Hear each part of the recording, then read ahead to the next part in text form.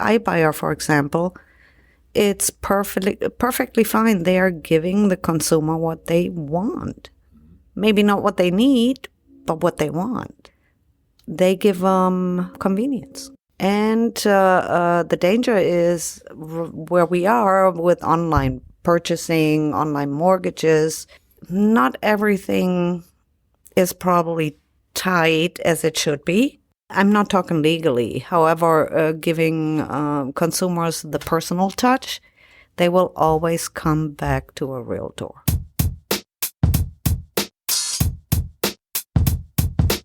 You're listening to the Real Estate Sessions podcast.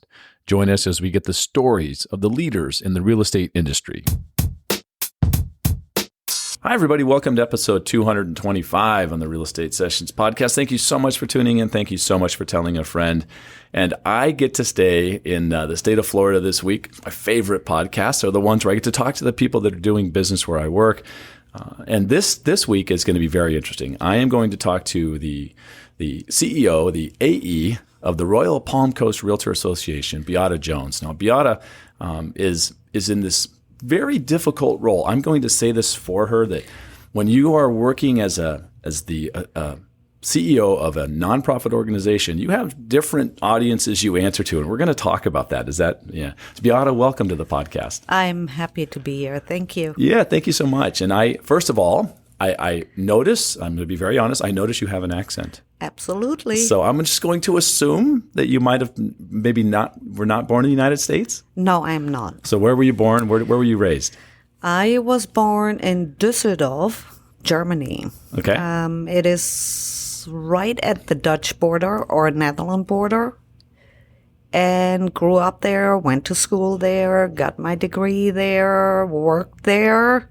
Actually worked in Italy and Germany. So what, you say you went to school, what was your area of study? Industrial design. In industrial design? I don't hear any marketing or communications. Absolutely. It includes marketing and business administration. All as part of the degree? All as part of the degree. That's awesome. So what was your first job out of school? Out of school was Tiffany's. When you say Tiffany's, I'm thinking like breakfast at Tiffany's? Tiffany's. Breakfast at Tiffany's. So what were you doing for Tiffany's? We actually designed collapsible boxes looking at security for jewelry.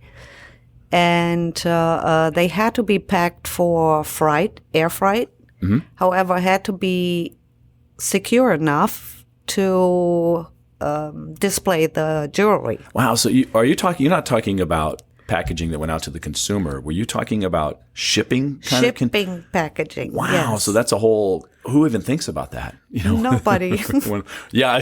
You're going to tell me nobody. Yeah. So how long were you with Tiffany's? 2 years. Okay. And so how then do you get to the United States? Because you started working for them in Germany? I worked for them in Germany. Mm-hmm. However, I met someone who was living in Houston, and that's how I came here. Okay, so that gets you to the United States, which that happens to a lot of people. That's a great thing. And so in Houston, you're not with Tiffany's anymore? No. Okay, so you have to look for new work. So what do you do next? The next step was I actually, my friend at the time had contacts to NASA. Okay, continue. Some of the subcontractors were looking for actual concept designers. Okay. And in this case, it was not design as in boxes or consumer design, consumer products. It was actually design of mechanical parts. Okay. So we learned that too. Okay. We have the whole entire education to do this. So I applied there. I got accepted. And about a month later, they went bankrupt. Oh, all right. So not a contractor at NASA anymore. No. So what's next then? Because somehow we got to get you to the world of real estate, and I'm not putting those puzzle pieces together yet. No, that comes later. Much later. Okay. From this point on, I thought, I might have to work something else. I need to eat. Right. So I started at Subway. Go ahead. For 1 year, and then I came over here. I actually decided to move to Florida. Okay. And the industry here in Florida was either hospitality or real estate. Right. Now, with my background, I could do actually both. However, I actually applied at this organization here as a receptionist. Wow. So look, this is all brand new to me. This is great. So what year are we talking about here? We're talking 1998. So you've been here since 1998. Yes. You started at the front desk. We're talking, this is a mailroom story moving up to the penthouse kind of a story here. Exactly. This is amazing. I want to say that I've interviewed, I think 5 or 6 different, AEs in the real estate space. And all of them seem to have come like this path where they would start at a little tiny board, maybe with 300 members, and then they would get recruited to a bigger board and recruited to a bigger board. And that kind of makes sense to me, right? That's the natural flow. But for you to really know this area, to really know Royal Palm Coast, I mean, this has got to be a wonderful journey. So let's talk about how that rise occurs. I'm sure. What was your first job after receptionist, and what did they move you into? Professional standards. Okay, professional standards. That's great, and that's very important. And then let's continue that path. What's next? MLS. Okay, running, paying attention on the MLS stuff and running the MLS board and all that good stuff. What's next? IT. Oh, okay. I love this. First of all, my first thought is, oh my gosh, our CEO used to run IT. This is really good for the IT department. I'm thinking, good. Next. And after that, I actually became the temp CEO. Like an interim CEO. So how long have you been the CEO? When did you take the official position? In 2014. 2014. Wow. I dig this story. So one of my questions I wanted to ask you was that the nonprofit world is quite different than the for-profit world. And so you had a little experience in both sides. You've done both sides of that thing. So talk about the major difference for you, right, as a nonprofit CEO. As a nonprofit CEO, operations actually works the same way like for-profits work. Sure. On the operations side, it's not such a difference. You have your budgets, you have your department budgets, you have expenses, you have all this is the same. Mm-hmm. Now you come and have volunteers. Every year you have different volunteers. You have a different board. Mm-hmm. So every year we have to instill the thought that we're still working as a for-profit, however, based on volunteer leadership. Right. And I think, so people understand this, that maybe don't grasp this concept. You're hired, right? And your contracts are offered through a volunteer board that like rolls over every year. I mean, there's continuity in the leadership, but the directors and those sorts of things, the people that hire you are actually the volunteers that you work for. Correct. Yeah, so that's very unique. You have these two constituencies because you have a staff of people here that you are in charge of hiring and training and taking care of. But then you've got this other audience you have to answer to. I guess that's the right way to say that, right? And that's going to be the members of the association. Mm-hmm. Yeah, that's a very unique challenge. It is. It is. However, if you like people, it doesn't matter. Yeah. You somehow always get through. I've talked to, like I said, 5 or 6 different AEs, and I've been an affiliate of probably 10 different associations in my career with Fidelity. But I've been with an affiliate here for 3 years now, and I've got to tell you, I'm very impressed with the steps you've taken.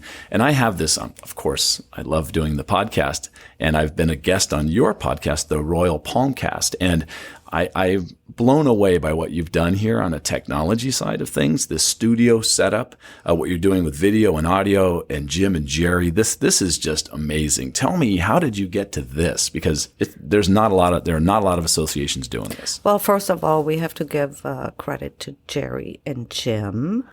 And naturally, we did a communications audit. Did you have someone from outside come and do that? Yes. Okay, good. And communications audit, do you mean how well is our message getting across to membership? Correct. Okay, so what were those findings like? The findings were below standard to standard, and that's not good enough. Not even close, For right? nobody, it is good enough. Right.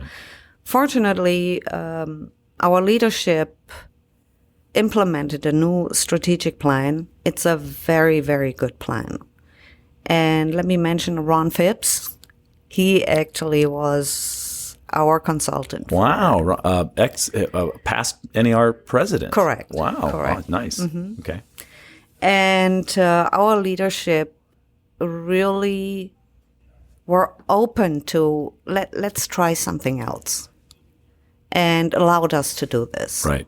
So thank you to the leadership. That was awesome. Yeah. And so they knew that where we're headed, this stuff was really important. Exactly. Let's talk about volunteerism, how important that is for you, right? Because I think that many of the people I've interviewed on my podcast, Realtors, many of the successful ones all have been a volunteer and have done and helped at the local level or the state or the national level. So talk about the importance of the work that these volunteers do for you here. The volunteers are critical to the organization. Without them, we can operate. However, we don't get ideas. We don't get input. We don't get leadership per se. Mm-hmm. Because I'm not there to lead the volunteers. I'm here to implement operations and execute what volunteers are telling us to do. Right. And without their feedback, without their ideas, without their governance, it won't work. Yeah, I think that message has to get out there. I think more realtors need to understand. This is one place, one realtor can really make a difference. Exactly. If they want to get involved and they want to share information, or if they want to be a part of the process, this is the place to do it. More realtors should be involved. And here is a way for them to get involved and change the industry. Starts on a local level, goes to a state level, goes to the national level. Right. Yeah.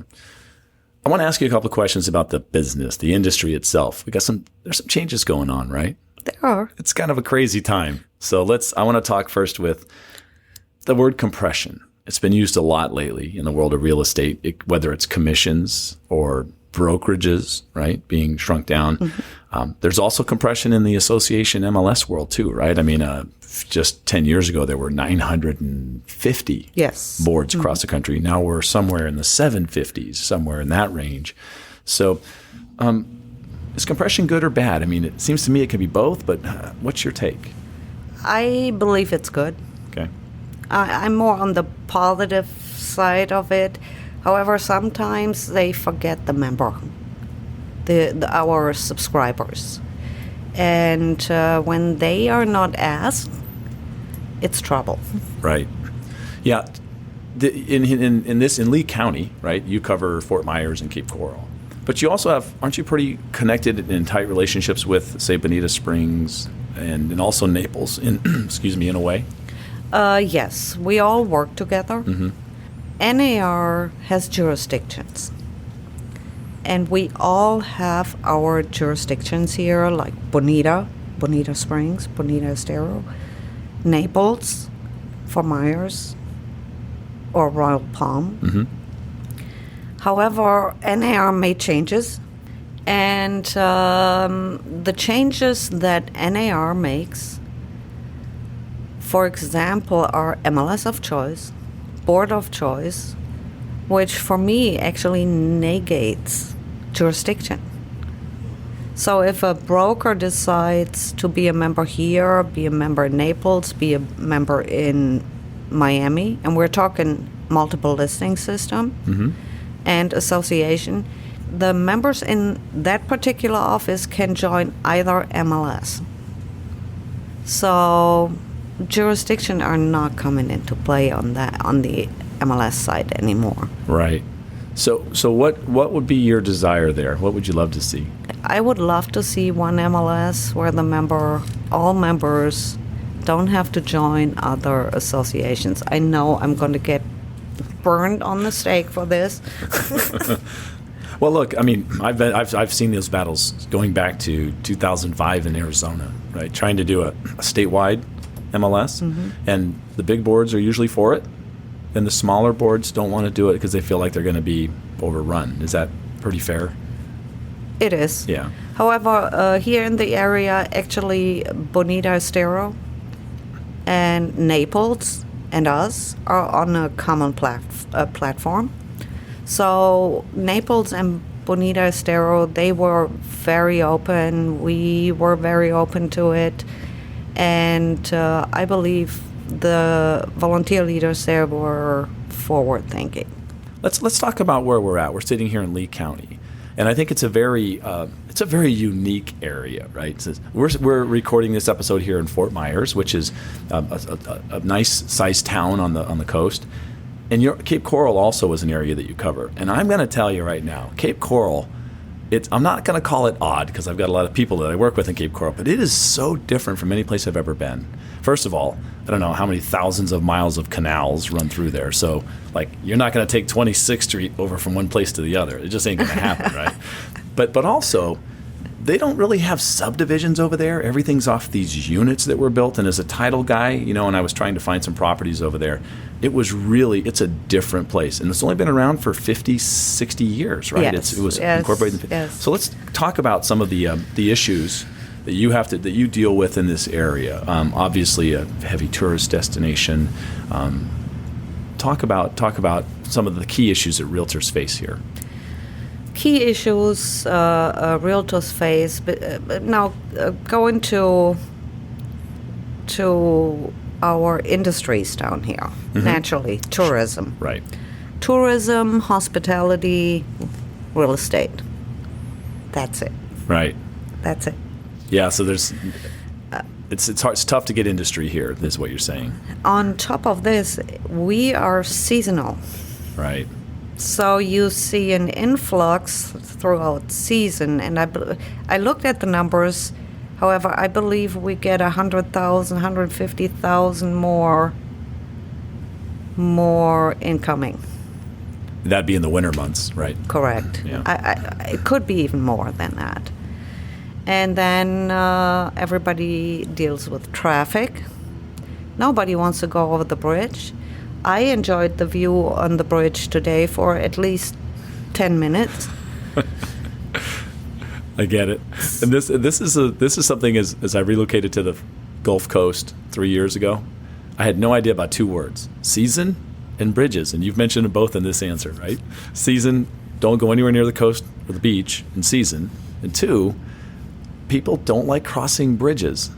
That is true. Yeah. It is very true. We are here. We have actually. We looked at the numbers too, and we have currently more members in Cape Coral than we have here. Wow. And yes, it is an issue for some to come over here. Yeah. Yeah. Or vice versa. Well, you've taken care of them though at the association. You have a beautiful office on the Cape. We have the main office here. You also have one in South Fort Myers as well, right? So you're really trying to take care of the members. Correct. Yeah. Correct. Good. However, now with technology, there are changes. We notice we are customers of the state, of the national level, and we are communicating and purchasing goods and products. It's all online. There is no, we do it at the meeting, we do it at the convention, and that's now probably 5 to 6 years. Yeah, the distances that we talk about and bridges crossing, we're not worried about as much. right? Correct. Because I know in this room, I can tell in this studio that we're recording, and you're probably going to be able to shoot live trainings and do all kinds of things and stream stuff out and make it much easier for the members Yes. to get information. Mm-hmm. Yeah, Yes. I like that.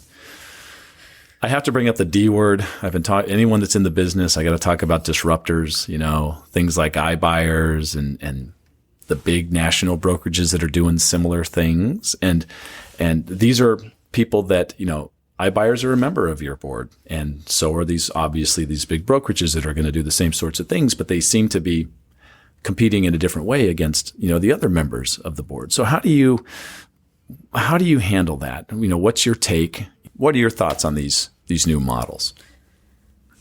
It's evolution. Yeah. Complete evolution. And I believe it is too much in the media. I'm long enough here when limited services came out. It was the exact same thing. Yeah. Exactly the same. And iBuyer, for example, it's perfectly fine. They are giving the consumer what they want. Mm-hmm. Maybe not what they need, but what they want. Right. They give them convenience. Right. And the danger is where we are with online purchasing, online mortgages. Not everything is probably tight as it should be. I'm not talking legally. However, giving consumers the personal touch, they will always come back to a realtor. Right. Always. Yeah. I tell realtors all day long that people need you. It's such a local business, right? There's no way that any of these tech answers with artificial intelligence and machine learning, well, hopefully in our lifetimes, can't convey what a realtor can convey to the consumer.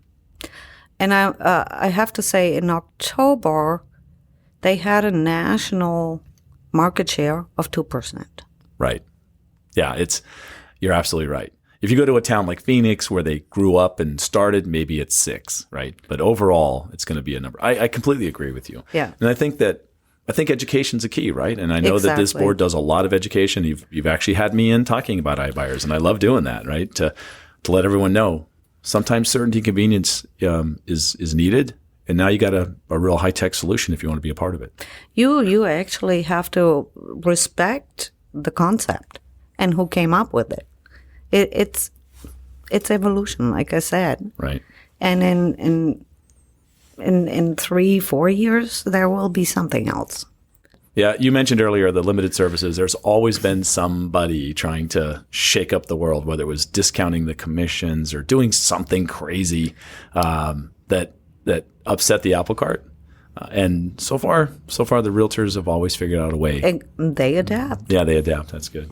You talked about the strategic plan or the strat plan, and that's an annual event that occurs at every board. And you have a facilitator come in. And I was fortunate enough to have Paula Montefiore, who was the AAR president at the time, bring me in to handle that part of it. Very interesting process to get all those committee members and board directors into that room and try to set up this plan. Talk about that process. The process is you have to have a very good moderator, consultant to help you, guide you through it. Mm. And respect to everybody who does that. It is not easy. And like I said before, I believe I mentioned Ron Phipps was our consultant on the strategic plan, and he made it look easy. He made it look so easy. And he has the skill to make everybody feel in charge of this plan. So once we went through the steps of surveying the members, focus groups, broker agents, the leadership team came together to analyze it and finalize it. And that was a process of about 3 months, I would say, 3 months. And after that, we had the best plan, strategic plan I've ever seen here. It is absolutely awesome. Yeah.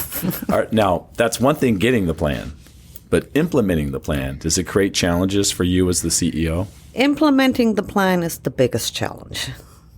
It is more difficult than actually getting it. Right. My experience is there's a motivation. You have a plan. You want to put it in action.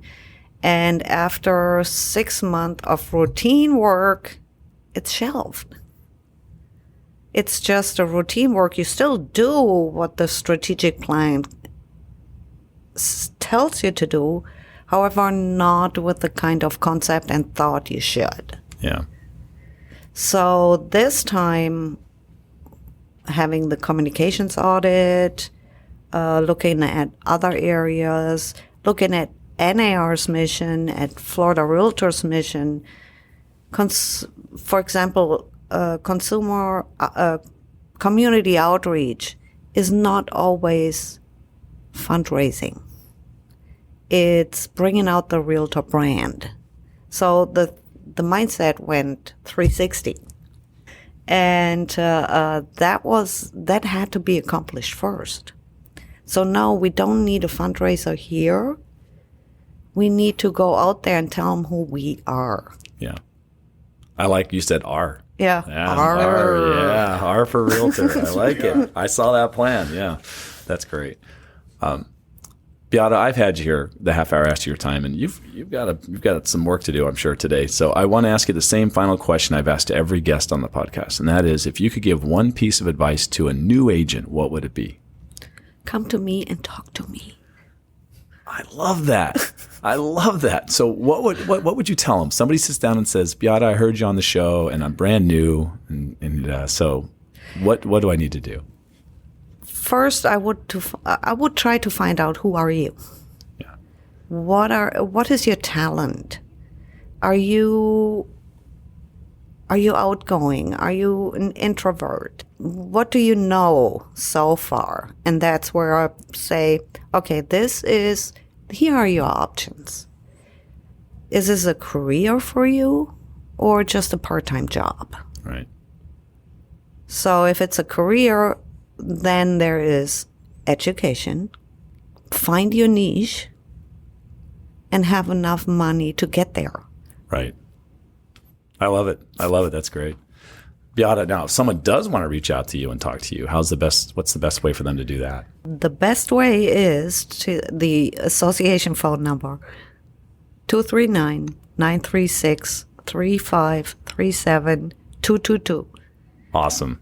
Beate, I can't thank you enough. I heard from a little birdie somewhere around the association that I got you on my podcast before you've been on the Royal Palmcast. I'm Yes. just saying. So I'm very excited to have this chance to meet you and have this conversation. And thank you so much, and continued success with what you're doing down here in Lee County. Thank you very much. I'm honored.